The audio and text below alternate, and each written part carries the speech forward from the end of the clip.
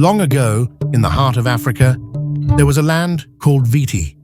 It was a land blessed with rich soil, tall trees, and rivers that shone like silver.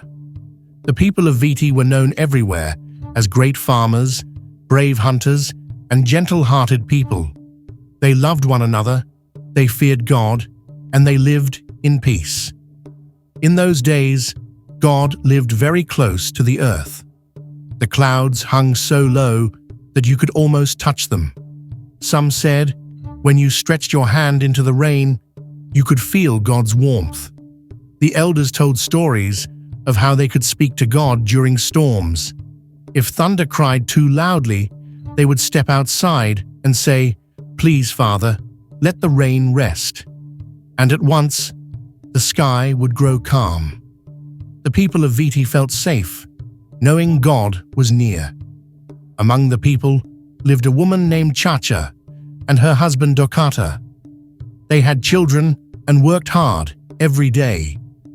Dokata was a hunter, and Chacha was known for making the softest pounded yam in the village. Their family laughter often filled the air. But one day, everything changed. It was evening. Chacha had peeled the yams and set her mortar outside their hut. She waited for Dokata to return from the forest with meat, as he always did. The children sat nearby, hungry and excited. But Dokata returned empty-handed.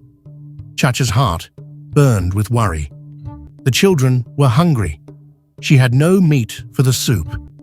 She began pounding the yam, with heavy hands and a troubled mind. Tears filled her eyes, not from anger alone, but from disappointment and fear. Up above, God was watching gently from the low clouds, smiling over the earth he loved. Chacha lifted the long wooden pestle, but her emotions were strong. She struck it down with great force in her distress, and by accident, the pestle rose too high. It hit God by his side. There was no thunder, there was no lightning, only silence. God touched his side and looked down at the earth with sadness. He did not cry out or show wrath, but a deep sorrow filled his heart. He whispered, "They no longer see me with love, even in their pain." And slowly, gently, God began to rise, higher than the clouds, higher than the skies, until he disappeared from the sight of humans forever. That evening, the wind stood still.